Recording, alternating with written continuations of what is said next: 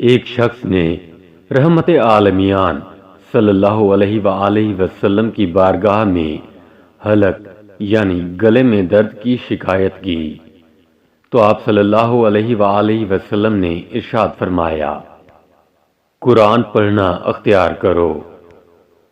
اسی طرح ایک شخص نے بارگاہ رسالت میں حاضر ہو کر عرض کی، میرے سینے میں تکلیف ہے۔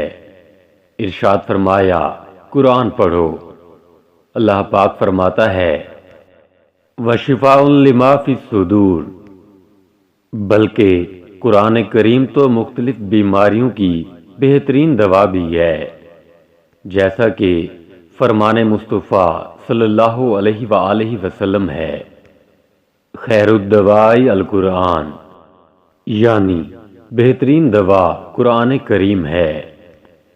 حضرت علامہ عبدالرؤف مناوی رحمۃ اللہ تعالی علیہ اس حدیث پاک کے تحت لکھتے ہیں، بہترین تعویذ وہ ہے جو کسی قرآنی آیت کے ذریعے سے کیا جائے۔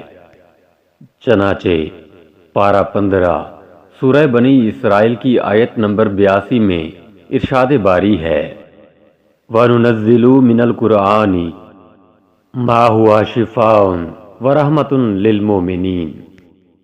ترجمہ کنز ایمان، اور ہم قرآن میں اتارتے ہیں وہ چیز جو ایمان والوں کے لیے شفا اور رحمت ہے۔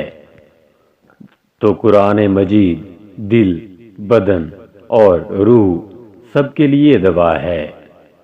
جب بعض کلاموں کی بھی خاصیتیں اور فوائد ہوتے ہیں تو پھر رب کریم کے کلام کے بارے میں آپ کا کیا خیال ہے، جس کی فضیلت دیگر کلاموں پر ایسی ہے جیسے اللہ کریم کی اس کی مخلوق پر۔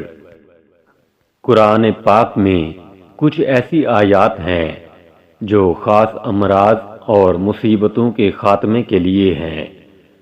ان آیات کی پہچان خاص لوگوں کو ہوتی ہے۔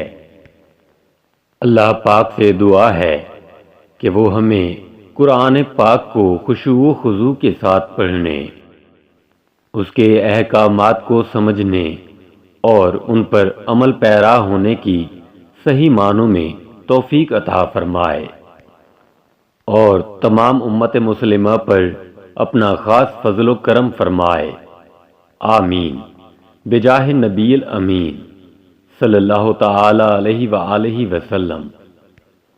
اس میں کوئی شک نہیں کہ ہمارے دلوں اور ہمارے جسموں کی تمام بیماریوں کا کامل علاج اللہ پاک کے کلام میں ہے۔